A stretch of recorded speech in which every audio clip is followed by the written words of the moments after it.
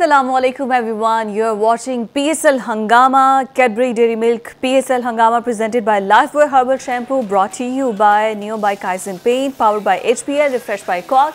मैं हूँ आपके साथ फ़िज़ा रियाज और मेरे साथ मेरे खूबसूरत मेहमान जो कि इस स्पेशल PSL की ट्रांसमिशन के चार चांद लगाते हैं अपने तजज़ियों से।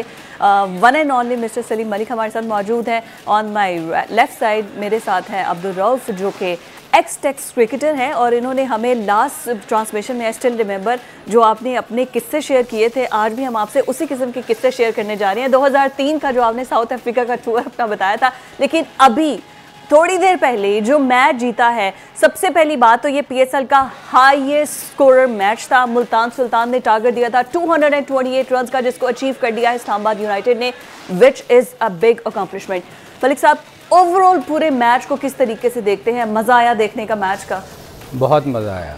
असल में देखें, आज हम जो पिछले साल जो देखा था यहाँ क्रिकेट, यहाँ हाईएस्ट स्कोर हुए थे और हर मैच में आपको अच्छा स्कोर देखने को मिला था, मगर इस दफ़ा ये हुआ कि 165 से ऊपर जा कोई नहीं रहा था। exactly. शायद उस वक्त कंडीशन ऐसी थी, मगर जैसे जैसे विकेट ड्राई होती गई आपको स्कोर बेहतर नज़र आते गए। 180 भी हुआ, मगर आज का मैच जो था वो मैं समझता हूँ कि पहली इनिंग में जो वो उसामा को मैं क्रेडिट उसका नहीं छीनूंगा, बहुत अच्छा खेला खेला उसने 50 बॉल्स पे 100 स्कोर किया, 200 स्ट्राइक रेट से उसने स्कोर किया। मगर आज आप ये देखें कि शुरू में सुबह के टाइम बॉल अच्छा खासा ब्रेक हो रहा था।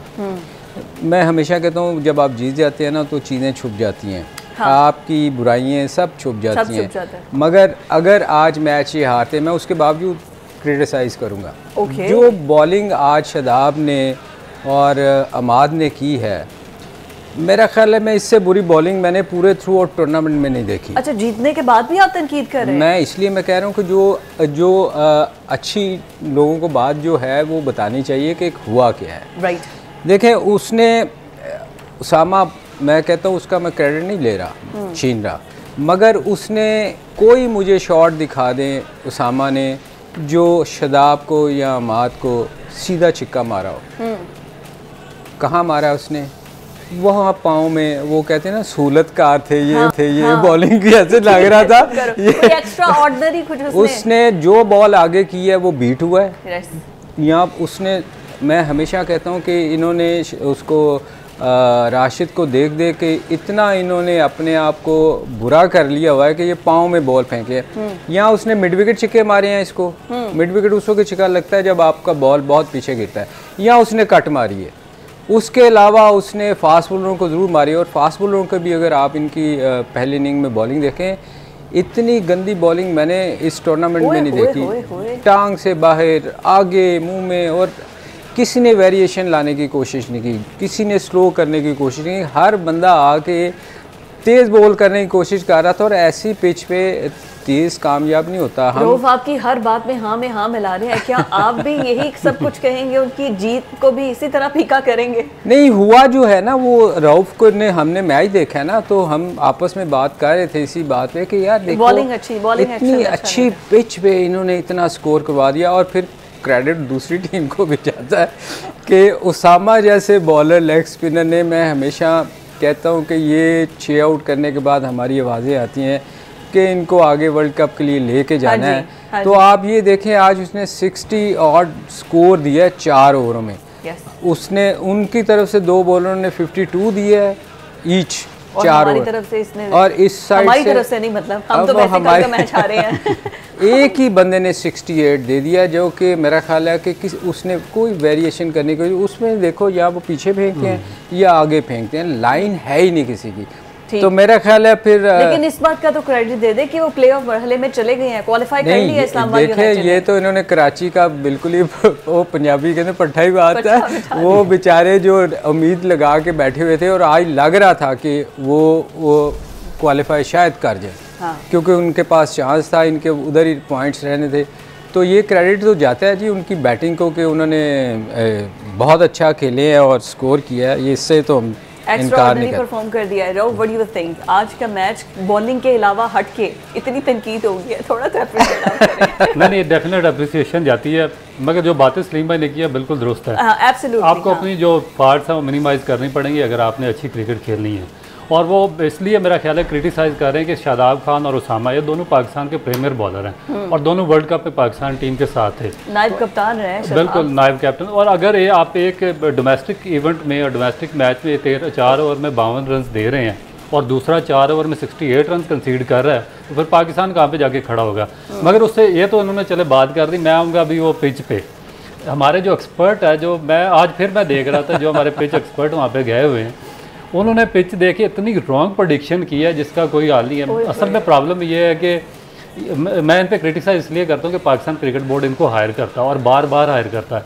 एक बंदे को इन्होंने 6 बारियाँ दी हैं और मुख्तलिफ ओहदों पे, और इनका जो लेवल है वो ये है कि ये एक पिच सामने देखकर रीड नहीं कर सकते। उसी तरह का कोचिंग स्टाफ इनका बैठा हुआ जो 10-10 साल से इनके डगआउट्स में बैठा हुआ है, मैनेजमेंट वो बैठी हुई है जिनसे पिच रीड नहीं होती, डिसीजन नहीं होता। पहले ये पिच पर गए हमारे एक्सपर्ट, उन्होंने कहा जी ये होगी, इस पर आज सीम भी होगा, इस पर आज स्पिन भी होगा और इतना स्कोर नहीं होगा। उस पर हुआ 228 रन और 228 रन चेज हो गए। उसके बाद जिससे टॉस जीता कैप्टन इस्लामाबाद वाले ने, शादाब ने, उसने टॉस जीत के बैटिंग दे दी मुल्तान को दे दी। अब देखें कि चेजिंग पे चले गए। चेजिंग पे एक ऐसी पिच जो आपके सामने फ्लैट नज़र आ रही है। शुरू में डेफिनेट डंपनेस इसलिए थी कि मॉइस्चर काफ़ी नीचे चला गया था। इस्लामाबाद पिंडी में ओवरकास्ट कंडीशन थी, बादल बारिशें होती रही, 5-7 दिन विंटर्स का एंड था, तो उसमें जो डंपनेस होती है नीचे चली जाती है। जब 5-7 दिन आप उस पर हैवी रूल करते हैं तो जितना मॉइस्चर होता है वो आस्ता आस्ता ऊपर आता है। इस वजह से सीम बॉलर को हेल्प मिल रही थी। मगर हुआ क्या, पिछले 3-4 दिन से जब जितना मॉइस्चर ऊपर आ गया, वो हैवी रूल करने के बाद वो सारा ड्राई हो गया। आज इन्होंने क्या किया, इन्होंने देखा कि ऊपर ओवरकास्ट कंडीशन है, बादल है और शायद नीचे भी मॉइस्चर होगा, मगर वो बिल्कुल ड्राई हो चुका था, पिच ड्राई थी और उस पर उन्होंने टॉस जीत के उनको बैटिंग दी। सबसे बड़ा मेरा ख्याल है कि ब्लंडर जो मैच का था वो इनकी मैनेजमेंट था, टॉस जीत के उनको बैटिंग देना। असल में उन्होंने शादाब ने फॉलो कर लिया जो पिच रीडर थे उनको। मगर बात ये है कि वो ये तो उनके हक में गया है, देखो ना वो जीत गए हैं, हर चीज उन्होंने गलत की है, मगर देखो रिजल्ट उनके हक में गया है।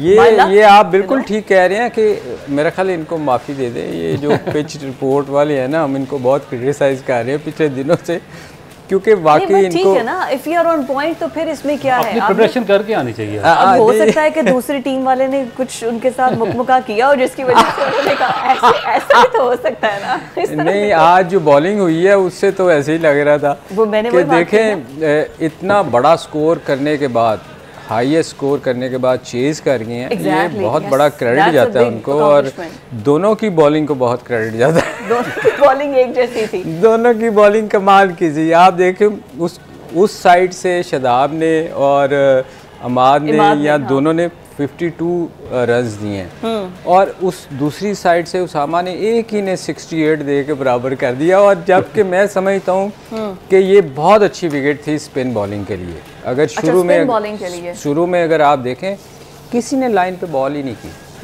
अब आप लाइन पे बॉल देखें, क्रेडिट जाता है बैट्समैन को, वो अच्छी शॉट मारे। आप अच्छी शॉट मार के स्कोर करें ना, तो बॉलर को दुख भी नहीं होना चाहिए। मगर किसी को भी, कप्तान को भी नहीं, का ख्याल तो वो नहीं रखेंगे तो क्या हम रखेंगे। आप देखें ना, जो रऊफ ने अभी बात की है कि दोनों पाकिस्तान के लिए खेल रहे हैं, और दोनों पिछले कई मैचों में देख रहा हूँ शादाब को तो बहुत स्ट्रगल कर रहा है कि उसका बॉल आगे गिरता नहीं। जो उसने आगे बॉल गिराया रऊफ, वो बीट हुआ है, उसको समझ ही नहीं आई। क्योंकि देखें, जब आप आगे बॉल करेंगे ना तो आपको फिर शॉट बनानी पड़ेगी, आपको वेरिएशन लानी पड़ेगी। एब्सोल्युटली। आप देखें, जब आप खुद अगले को मौका दे रहे हैं कि वो उसने 4 के 5 छक्के मारे हैं मिड विकेट, या तो वो आउट होगा, आपको विकेट लेनी है, या फिर उसने शॉट उठा देनी है, उन्होंने शॉट उठा दी। आप फिर क्रेडिट जाता है अगर वो अच्छी शॉट मारता है। तो आपने तो खुद उनको मौका दिया स्कोर करने का। और उसके अलावा मैं सबसे ज़्यादा, हमेशा हम क्रिटिसाइज करते हैं पाकिस्तान की फील्डिंग आज तक अच्छी नहीं। हुनैन ने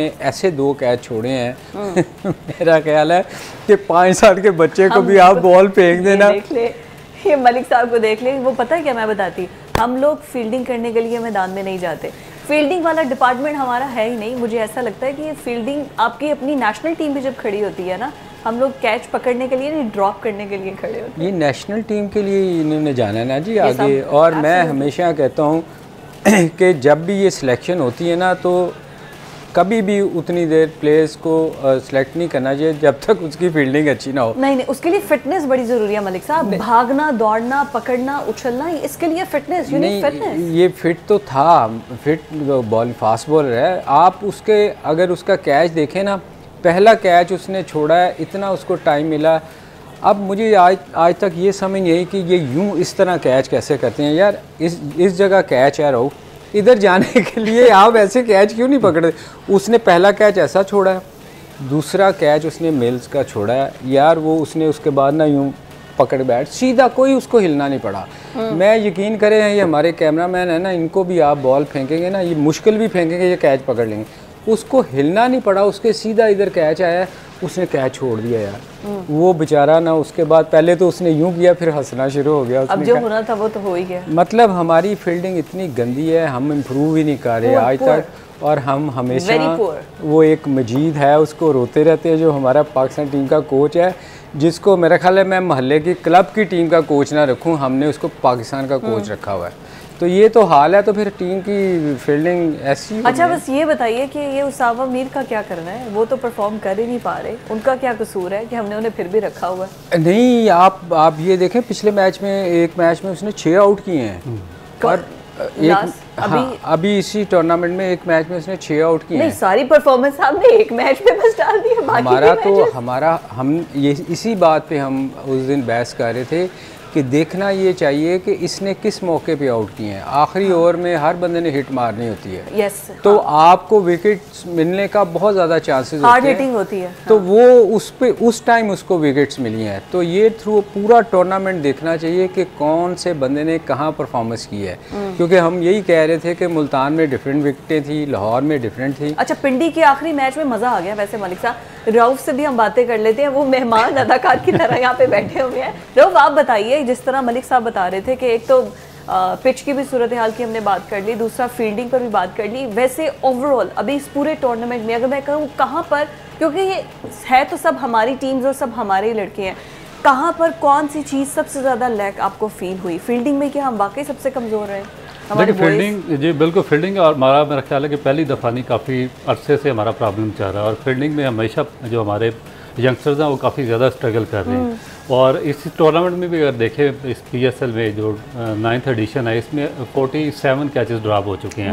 और मेरा ख्याल है कि मैसिव एक अमाउंट है कैचेस की, जो कि किसी भी टूर्नामेंट में ड्रॉप हो गए। तो फिर PCB को खुद एक्शन लेना चाहिए, खुद एक्शन भी लेना चाहिए। और देखें कि इतने जो कैचेस हैं, वो एक, मेरा ख्याल है कि टेप बॉल का टूर्नामेंट अगर किसी मोहल्ले में हो रहा तो उसमें भी इतने कैचेस ड्रॉप नहीं होते जितने सबसे बड़े इवेंट में, जो पाकिस्तान का सबसे प्रीमियर इवेंट है, उसमें ड्रॉप हुए हैं। दूसरी जो इस पर चीज़ है कि जो हमारे बैट्समैन है, जिसमें नए बैट्समैन आए हैं, वो अच्छी फिनिशर अभी तक साबित नहीं हो सके, मैच नहीं फिनिश कर सके। जिस तरह सऊद शकील है, ख्वाजा नाफे है, उसको उमैर यूसुफ को खिलाया, उसके साथ बे को खिलाया, उसके बाद यासिर खान है, एक 5-7 यंगस्टर्स ऐसे हैं जिनको उन्होंने ट्राई आउट किया, मगर वो मैच लेकर चलते नहीं है। जिस तरह उस्मान खान की इस टूर्नामेंट में 2 सेंचुरियाँ हो गई हैं, वो आया, उसने मैच फिनिश किया है। बाबर आजम चलता है, पूरा एंकर करता है, मैच को कैपिटलाइज करता है और लेकर चला जाता है। रिजवान की यही क्लास है। उसके बाद जो आपके दूसरे हैं, मंदरो है, जिस तरह आज उसने 84 किया, 40 अभी इमाद ने भी जो लास्ट इनिंग खेली है, मैच विनिंग शॉट उसी की थी, फिनिश किया उसने। तो ये जब हमारे यंगस्टर्स हैं, इनका प्रॉब्लम आ रहा है काफ़ी अरसे से कि ये मैच फिनिशर नहीं है। इसी वजह से इनकी पाकिस्तान टीम में सिलेक्शन भी हर्डल क्रिएट होती है। फिर हाँ जी, फिर तीसरा जो इशू है, वो हमारे जो यंगस्टर्स हैं उनको चांसेस प्रॉपरली नहीं मिल रहे। मसलन के लास्ट अगर आप मैच देखें, उसमें इरफात मिनाज को इन्होंने खिलाया, जो कि बहुत ही एक्स्ट्रा ऑर्डिनरी टैलेंट था, अंडर 19 वर्ल्ड कप में बहुत अच्छा परफॉर्म करके आया था। मगर चलें, इसमें बाद में करते हैं। ये थी जी हमारी पिच रिपोर्ट। और मैं पिच रिपोर्ट वाला सवाल तो अब करना ही है ना, मैंने करना ही नहीं है, क्योंकि ऑलरेडी हमने पिच पे बहुत क्रिटिसाइज़ कर दिया है। मैं नहीं चाहूँगी कि वापस मलिक साहब वही स्टार्ट करें। लेकिन हम फील्डिंग पर बात कर रहे थे, जहाँ पर रऊफ ने भी ड्रॉप किया। मलिक साहब, आपके टाइम पर भी हमारी फील्डिंग इतनी पैथेटिक थी? नहीं, देखें, कुछ प्लेयर होते हैं टीम में जो जिनको आप ना छुपाने की कोशिश करते हैं। उस वक्त चूँकि T20 नहीं था, तो इतना शायद एक्सपोज नहीं होते थे। एक आध फील्डर होता था जिसको आप छुपा लेते थे कि जहाँ बॉल कम जानी होती थी। मगर बेहतर फील्डिंग थी, मैं आपको बताऊँ, बहुत बेहतर फील्डिंग थी। और उस पर मेहनत बहुत करते थे लोग, इंडिविजुअल जाके, क्योंकि फील्डिंग एक ऐसी चीज़ है, आपको किसी के सिखाने से आपको नहीं आएगी कभी भी। वो बेसिक्स बता सकता है कि आपने कैच कैसे पकड़ना है, उसके बाद आपने मेहनत खुद करनी है। आप देखें अच्छा फील्डर जो होगा ना वो एक्स्ट्रा ऑर्डिनरी वही होएगा जो घंटा घंटा 2-2 घंटे अपनी एक्स्ट्रा फील्डिंग करेगा। आपको वैसे फील्डिंग आ नहीं सकती ना, ये नेचुरल तो है नहीं, ये आपने मेहनत करनी है। मुझे याद आ गया सबसे ज़्यादा कैचेस जो ड्रॉप होते थे वो हमारे विकेट कीपर ही करते थे, और कामरान अकमल इस बारे में अल्लाह उनका नाम मजीद बुलंद करे। उसने फील्डिंग नहीं की थी वो कीपर था वो विकेट कीपर ही थे और उसके इतने कैचेस उसने छोड़े हैं, इतने कैच उसने छोड़े हैं कि उस बेचारे की मैच जीत भी जाते थे तो उस पर क्रिटिसाइज होता था। टॉस की तरफ हमने जाना है जी, टॉस देखते हैं जी। है कि जी वो अपनी परफॉर्मेंस से बहुत सेटिस्फाइड हैं, बहुत खुश हैं और पूरी कोशिश करेंगे कमबैक करने की, और पहले बैटिंग कर रहे हैं। क्या कहेंगे आप भी खुश हैं उनकी परफॉर्मेंस से? मैं तो खुश नहीं हो सकता क्योंकि लास्ट मैच 177 इन्होंने किया था और कराची से चेज करवा दिया।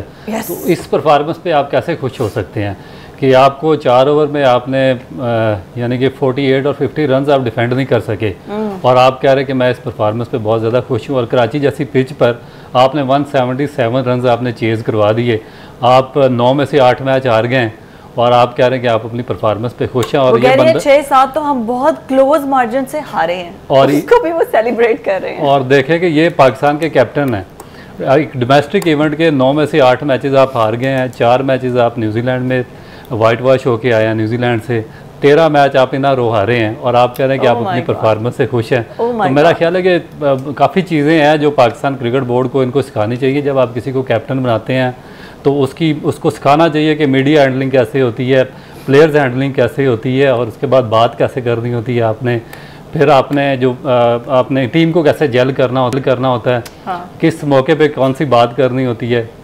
जब आप यंगस्टर्स को साथ टीम में रखते हैं तो उनको किस तरीके से आपने साथ लेकर चलना होता है। मलिक साहब को कोई बहुत मजेदार बात याद आई? मैं इसको ये कहने वाला था, बस कर पगले रुलाएगा क्या? सारी बातें आज ही कर देनी है क्या? नहीं मलिक साहब वैसे आप नहीं, वैसे हमेशा दूसरों की बात तो हमने करनी नहीं है क्योंकि उसने क्या सेलिब्रेशन के लिए you have to wait till the end, तो हमें पता है कि ये लोग कुछ ना कुछ तो करेंगे। हमारे वाले दिल टूटे हुए हैं।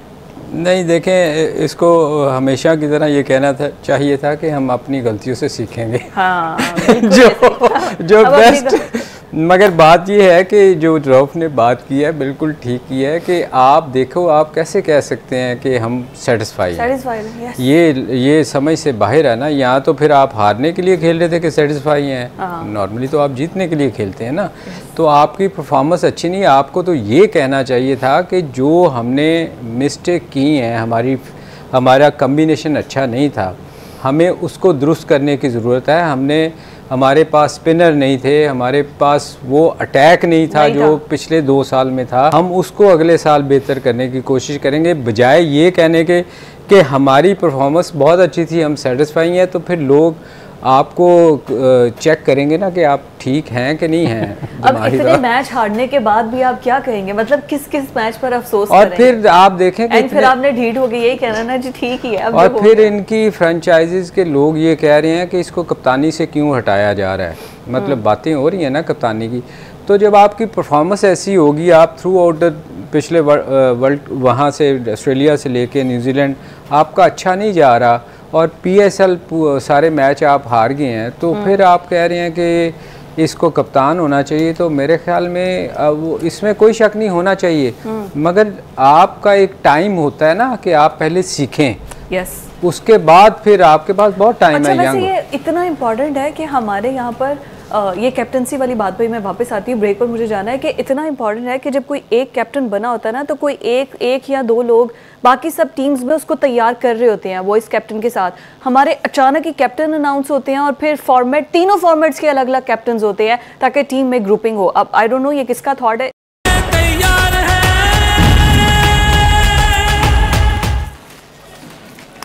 कोयटा ग्लैडिएटर्स और लाहौर कलंदर्स के दरमियान है आज का दूसरा मैच। टॉस जीत चुके हैं शाहीन अफरीदी और उन्होंने पहले बैटिंग फर्स्ट के लिए कह दिया है।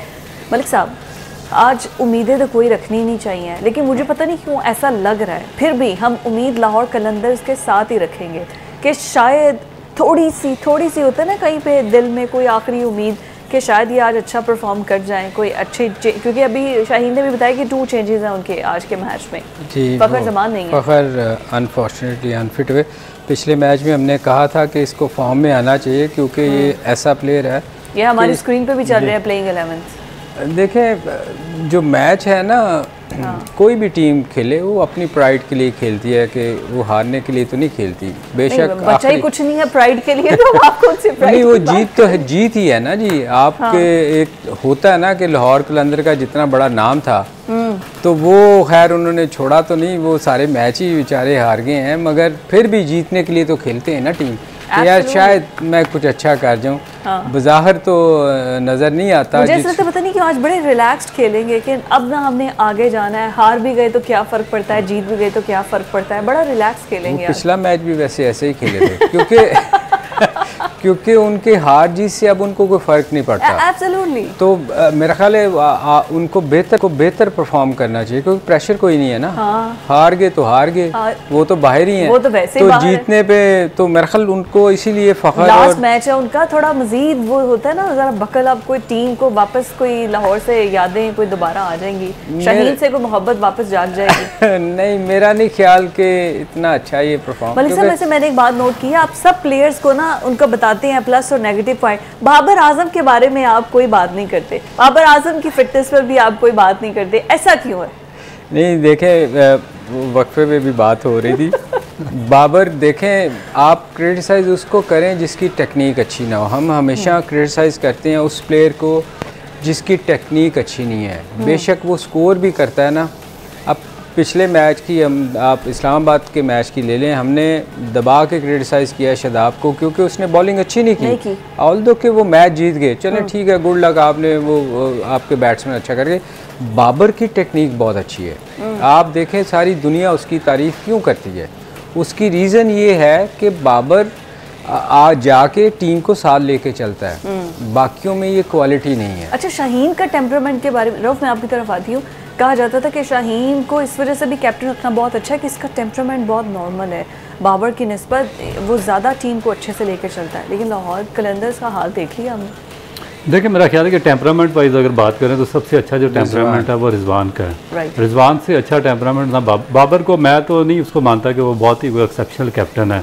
उस पर उसका भी मेरा ख्याल है कि बाबर रिस्पॉन्सिबल नहीं है, क्योंकि जिस तरीके से बाबर को लाकर कैप्टन बनाया गया बगैर ग्रूमिंग के, तो मेरा ख्याल है कि उस जो रिजल्ट थे वो जो एक्सपेक्टेशन थी उससे बेहतर रिजल्ट उसने दिए हैं। क्योंकि जब तक आप किसी को ग्रूम नहीं करेंगे प्रॉपरली, ना आपने उसको डोमेस्टिक में ग्रूम किया, ना आपने अंडर 19 में ग्रूम किया और लाकर उसको पाकिस्तान का कैप्टन बना दिया, तो फिर जो डिज़ायर रिजल्ट थे उनसे उसने बेहतर परफॉर्म किया। जहाँ तक टेम्परामेंट की बात है तो टेम्परामेंट वाइज मेरा ख्याल है कि जो रिजवान है उन सबसे बेहतर हैं, क्योंकि फास्ट बॉलर का इशू ये है कि एक तो उसको इंजरी हो गई थी, इसको शाहीन अफरीदी को, तो इसमें ये होता है कि सिर्फ जो आपकी इंजरी की वजह से आपका प्रॉब्लम नहीं आता, बाज़ दफ़ा आपको प्रेशर की वजह से भी आपको थोड़ा सा स्ट्रगल करना पड़ता है, जो एक्स्ट्रा प्रेशर आप पे डालते हैं। तो एक फास्ट बॉलर के लिए मेरा ख्याल है कि इतना वो किसी सूरत भी उसके कैरियर के लिए आप उसको फ्रूटफुल तो नहीं कह सकती कि आप उसको इधर में ये जो 20 फार्मेट है, शॉर्ट फार्मेट, लाहौर का भी कैप्टन बना दें, फिर पाकिस्तान की तरफ से भी उसको 3 फार्मेट खिलाएंगे, तो जब एक्स्ट्रा उस पर प्रेशर डेवलप होगा तो फिर उसकी मजीद इंजरी उसकी बढ़ती जाएगी। तो ये आगे जाके फिर पाकिस्तान के लिए काफी मोर एक प्रेशर भी आ जाता है और ज़्यादा, और यही बात बाबर के साथ भी हुई थी कि वो एज अ प्लेयर तो एक्स्ट्रा ऑर्डिनरी परफॉर्म कर रहे थे, once he became the captain तो वो प्रेशर की वजह से उनकी अपनी परफॉर्मेंस पे बड़ा फर्क आया था। मुझे वाइंड अप करना है, कोई लास्ट फ्यू लाइंस आपने। मगर मैं सिर्फ इतना कहूँगा कि देखें कप्तान हमने कौन सा बनाया, आज तक कोई कप्तान हमने नहीं बनाया। कप्तान इसी तरह खेल खेल के बने, एक कप्तान को आपने बात कर रहे हैं बना दिया है, अब इससे ज्यादा क्या चाहते हैं आप मलिक साहब? इस पे बहस होगी, इस पे हम दोबारा बहस करेंगे जी। थैंक यू सो मच नाज़रीन, you were watching Cadbury dairy milk PSL हंगामा presented by life boy Herbal Shampoo, brought to you by Neo by Kaizen Paints, powered by HBL, referred by Coke। आपसे मुलाकात होगी फिर, मुझे इजाज़त दीजिए, अल्लाह हाफ़िज़।